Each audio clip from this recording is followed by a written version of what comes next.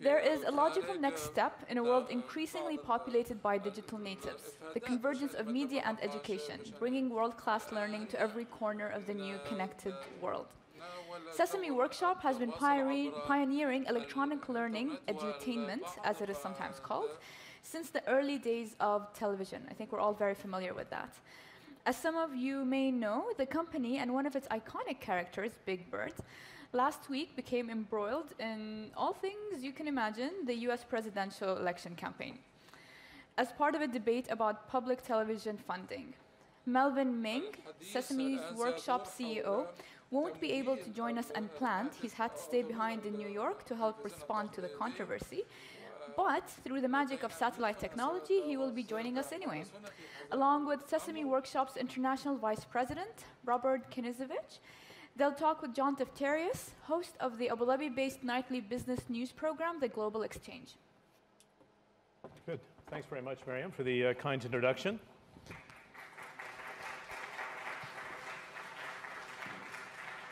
And good afternoon to everyone here to discuss not only the future of public television in America, but the future of Big Bird and the whole entire family, right? So before we get started, I was going to ask Melvin on the satellite, does he have Big Bird and Ernie and Elmo in his office closet locked up? I'm not sure if he can hear me yet or not. So I know we have a 4-second delay, but that's going to be one of my questions. It's nice to... John, thank you. Go ahead. Well, John, I can hear you. Can you hear me? I have you back. There's a 4-second delay, so I'm sure we'll get through to that. Well, as I stated, I could not come because I could not get permission from Big Bird لم أحصل على إذن من البيج بيرد لأن أصل إلى أفضل مدينة وأشهر مدينة على هذا الكوكب. أشكركم وأنا أطمنكم على البيج بيرد، وهو اعتاد أن يجذب الانتباه ولكن ليس لهذا الحد. أنهم يقومون عملهم وهو ربط الأطفال بوسائل الإعلام والإنترنت. Okay, so the format here is nice to have Melvin joining us via satellite. We have Robert Knezevic, who runs international for the Sesame Workshop. There's two kind of sets of themes that we want to cover here. Number one is a quite healthy debate that we're seeing in America right now about the funding for public television. You've all seen how it was embroiled in the US presidential debate, the first of three, with Mitt Romney and President Barack Obama.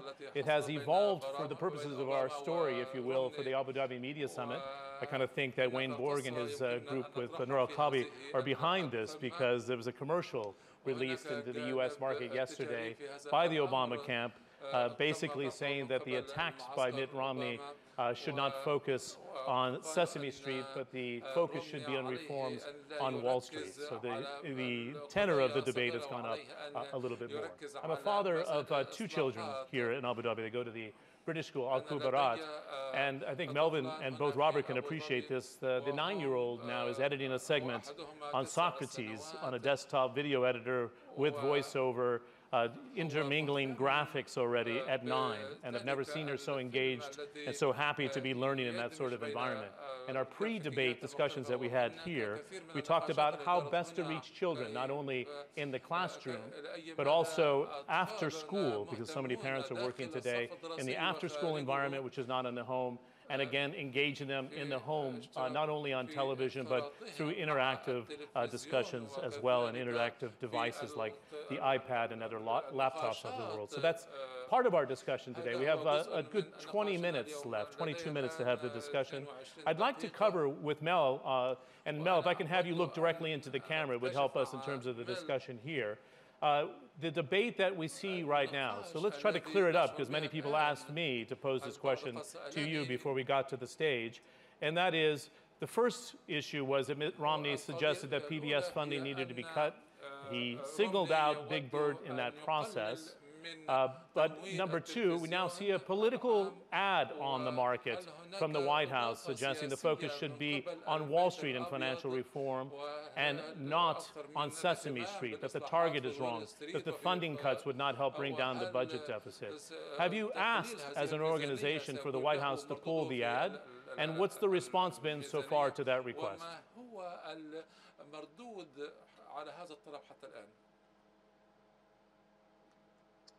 John, we, as a non-profit organization, كمؤسسة غير are ربحية non-political.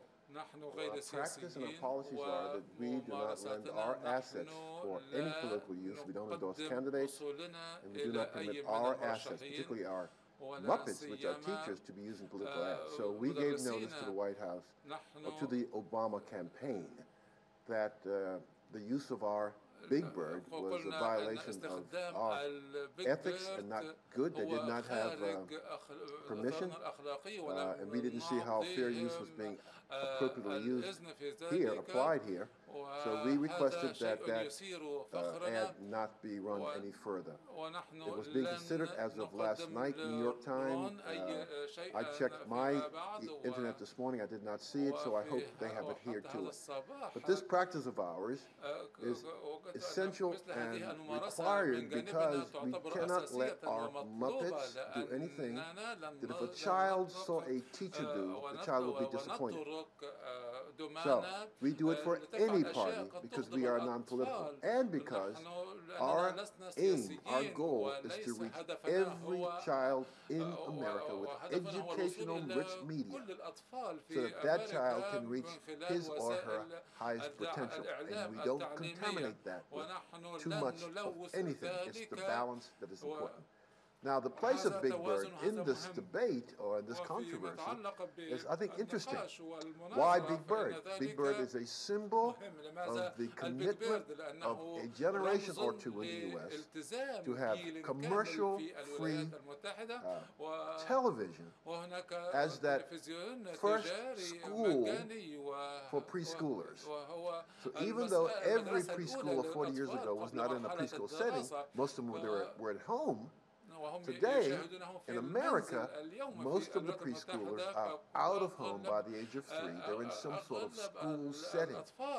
And at Sesame Workshop, our commitment is to be where the children are, with the media that can help them grow and learn. And that's what we're doing, and that's why we're telling all politicians the investment should be in young children being school-ready, being life-ready, and that is a nonpartisan issue, but it is also a moral obligation to give every child in America the opportunity to get an education and to go as far as they can to succeed. Let me follow up on that. Why is the presidential candidate, Mr. Romney, picking on Sesame Workshop and specifically Big Bird? You only get 6% of your overall funding from the federal government. Is it necessary to single out a product that actually works? And would you be happy to let that funding go?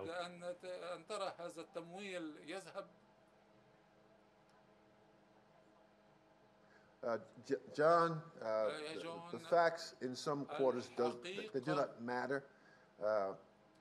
The fact is that 6% is not federal money that comes directly to Sesame Street for Sesame Workshop for Sesame Street. We do multiple projects, such as the Electric Company, which is a literacy-promoted learning program for 6 to 9-year-olds. And we've received more money for the Electric Company project than we've received for 5 years for Sesame Street. Now, we think the model of Sesame Street is a perfect example of a public and a private partnership, where initially government funding permitted a match with private funding, and then what Sesame Workshop was able to do was to find an economic model where it could sustain its operations and therefore not be dependent on any subsidy from the government. However, Sesame would not be successful if the government support of local broadcasting was not in place. We can make great content, but if somebody does not connect that with families and children, then our content goes on a shelf and is not effective. What the federal subsidy does, it permits local stations to acquire programming from the PBS system and thereby connect Sesame Street and other programs with local homes and communities. So yes, we need federal support, but we need it for the connection of our content to children and to communities. We don't need it necessarily to produce and complete the creation of Sesame Street. However, again, I would love to have more funding so that we could actually program Sesame Street for 260 days a year with a particularly tailored content that will make use of technology so that we could individualize more the learning for every child. This is possible. This is not a new debate in America. This goes back to the Bush administration and the fight with PBS going back to 2005. Is there not a spirit to support public broadcasting? Is the spirit to support public broadcasting in America gone, and they don't see the value of not just the programming, but of the platform itself, which has that terrestrial distribution?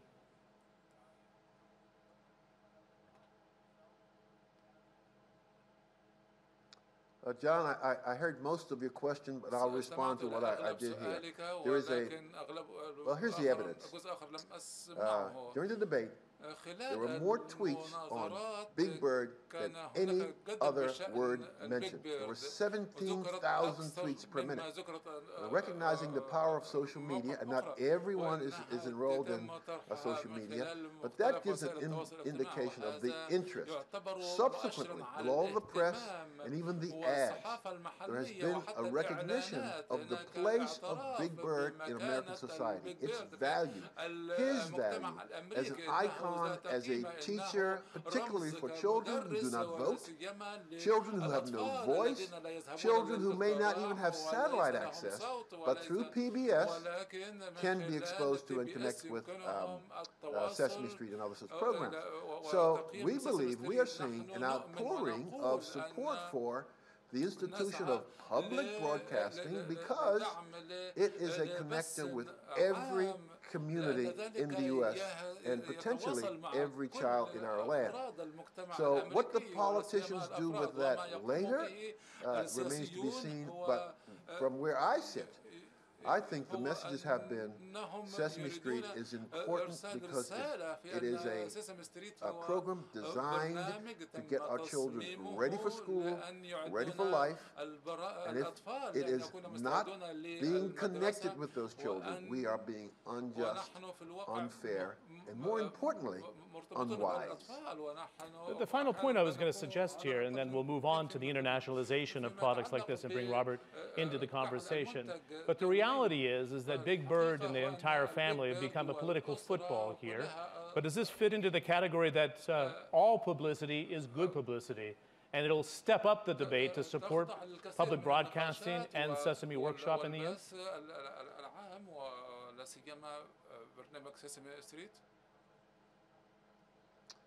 I'm of the school that I also believe that all publicity is good if you can use it to good.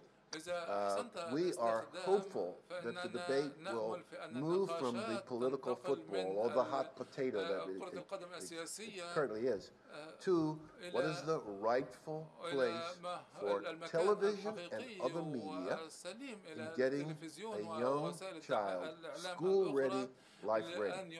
Now, we know that there are 4 components needed to get a child ready to learn, ready for school. One is curriculum, one is technology, another is teacher, and the other is family or adult engagement. We believe public broadcasting should be preserved. It should be even increased in its impact because it can connect every community, irrespective of their technology and their access to new kinds of media, broadcast media, such as satellite and a cable. So through the vehicle of public broadcasting, we can actually create in the U.S. something that Sesame Street has been doing for the past 43 years. Essentially, a classroom without walls for preschoolers. We think that is of high value and should continue, and I'm hoping, we are hoping at Sesame Workshop, that the debate and the conversation will be, how does public media become a trusted ally and an important deliverer of images that will inspire young children to learn and to reach their highest potential. We cannot do it alone. We need other partners, broadcast partners, parent associations, parents at home, preschool providers, and I believe the public media can be the glue that will keep this coalition together, and our children will benefit. And if we get it right in the U.S., we think the potential for getting it right in more places around the world will be even greater. Okay, I want to talk about the test case that you're doing now.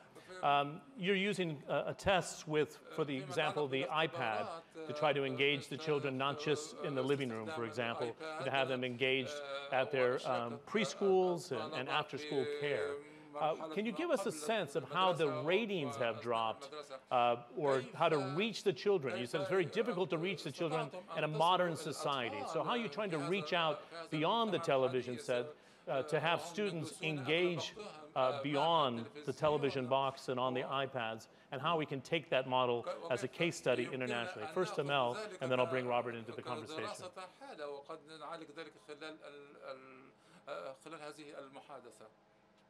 Okay. In 1969, when Sesame Street began in the U.S., its motivation and its purpose was to reach urban children in cities that were not getting a fair opportunity to have the skills that would prepare them to go to kindergarten. Now, this was one of the two programs that has sustained that came out of the Great Society era of President Lyndon Baines Johnson. Now, at that time, most children...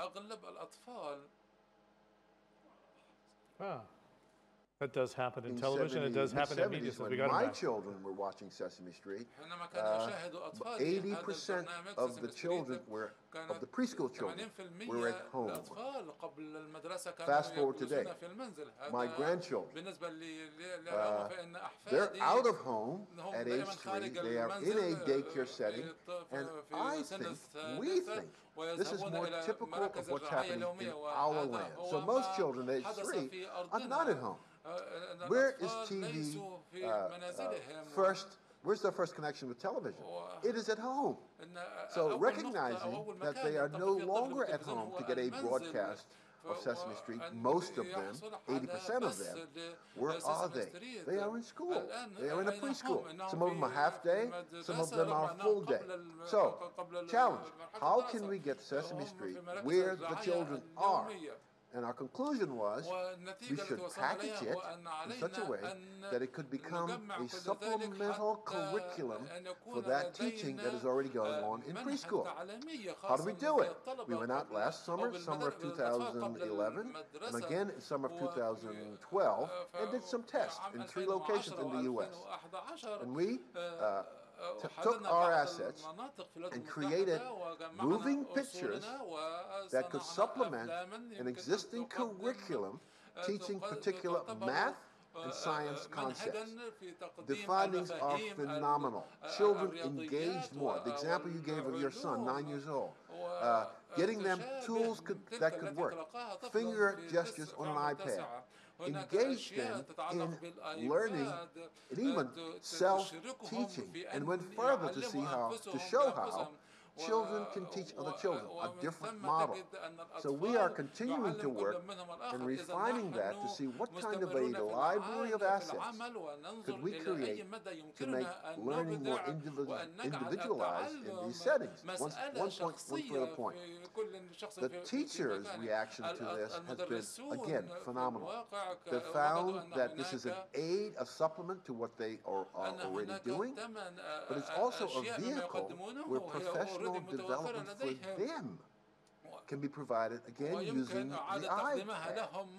So we're looking for a technology, and we're working on technology, using an iPad where the teacher has it with the lesson plans and the video of what could be used in the lesson, where the teacher can connect with parents as to what the child has done today in school, where the children could see other children doing what they're doing, and we think this kind of a model will connect adults, teachers, with children and learning, and then technology will permit a measurement of what they're learning so that they can get more of what they need and less of what they don't need. Then, if you could bring games into this equation, we think we can transform preschool education throughout the world. Thanks, Mel. Let me follow up with Robert here then locally. You've taken the Sesame Workshop content into almost 30 markets around the world. Do you localize it? Do you work with a partner to localize it? And what are different models that you've used? I see there's $45 million in royalties that go to the Sesame Workshop bottom line. That obviously includes the United States, but also $30 million for fees and content distribution. So there's a business model behind this, but how have you taken it internationally and transferred it market to market? Well, there's two things to note here.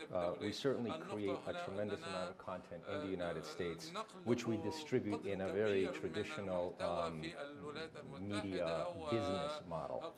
On the other hand, what we also know is that children learn best in their cultural context. We know that children learn best in their language and the tongue of their mother. So very soon after Sesame Street launched in 1969, I believe it was Germany, Mexico, Brazil came to us and they said, how do we actually benefit from what you have created? Instead of exporting a program, exporting Big Bird in essence, what we proposed was create your own Big Bird. Create your own curriculum, create your own content, bring together, in essence, replicate the Sesame model of bringing educators together and bringing the creative community together and creating a program from scratch and follow a blueprint of how to do it rather than taking hours. So what's happened in 30 different countries around the world, we have found local partners. And typically my work is to bring together government, educators, media companies, the creative community, to come together and to create a local version of Sesame Street. So many examples abound. In India, there is a large lion who is the Boomba, who is India's Big Bird, and he has become the iconic figure for education in India. Did the studies show that Big Bird wouldn't work in India, or they wanted to create something completely different? The point was to create characters that represent the national character of that particular country. So, for example, in South Africa, in 2002, as we were doing the program, the educators, the creators came to us and they said, the biggest issue facing our country is HIV and AIDS. Our teachers are dying, our parents are dying, our kids are orphaned. How can we address this particular issue? By convening people from UNAIDS, from local health professionals, we created a new character by the name of Cami, whose backstory is that she is HIV positive and not symptomatic. She is a girl in order to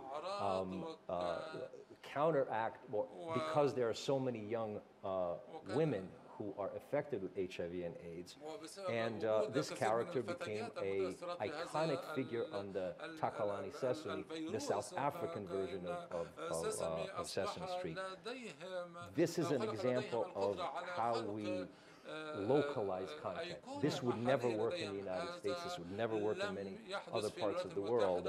But in South Africa, it was a critical way of addressing a very, very specific need. That is the reason why we localize it, to address local needs. Yeah, and being flexible to achieve it. We're very passionate, of course, as a network about the Middle East with our Operation Abu Dhabi and the weekly Marketplace Middle East program. Are you going to create Sesame Street for the Arab world? What's on the cards here? I know there's demand for it. Do you look at the market as a wider market of 350 million consumers, like others try to market to? We have a very proud history in the Middle East. Many of you in the audience will know Ifteya Simpson, which was produced... Robert, do not curb your enthusiasm. That's the boss speaking. So we have, in 1979, we produced Ifteya Simpson. Many of you, Mel mentioned Electra Company. Many of you will remember Al Manahel, which was an adult literacy program, which was a remake of Electra Company in the Middle East, produced in Jordan. Most recently, we've produced a program in Egypt, in Palestine, and in Jordan. And we are in discussions to bring back a new version of Sesame Street for the Gulf in particular. So yes, this is a very, very important part of our international strategy, and we believe there's a tremendous need here that we can fill with Arabic language content to help on a number of issues. We have, in fact, created a curriculum already, and my good friend Dr. Ali Al-Karni is in the audience from the Arab Bureau of Education, who last year convened a seminar that brought together 80 educators from around the region to create a curriculum. And we are now in the process of developing a model where that curriculum will be created into local Arabic content that addresses critical needs like Arabic language learning, like health issues, like respect and understanding. So this is very much a process, and we are very much looking forward to launching a new version of Sesame Street here very soon. Okay, Mel, I'm watching the clock, and our time is up. So I just want to ask you a very quick question, if I can, here, and to try to get a quick reply, because they've been Robert, very John diligent. mentioned, if you can hear me. Yeah, go ahead. I just want to ask one quick question. Looking at the revenue base here of $122 million, in a sense, you could be seeing greater revenues. John mentioned the federal support that Sesame gets. It might be important to point out that one of the reasons we get that kind of support is so that the working model of Sesame, local, can be taken other places. But one of the things that I think is of great promise here is there federal subsidy, or are we getting USAID funds in order to do the project that you are now working on? Okay, very good. We'll leave it there only because of time, but I appreciate, Melvin, thanks for participating from afar. We'd like to see you in Abu Dhabi for next year. We do appreciate the Abu Dhabi Media Summit bringing you in via satellite, so we didn't miss the latest on the debate taking place in the United States. And Robert, thanks for joining in and also providing the international perspective and the local perspective here for the Arab world. A round of applause for both of those participants.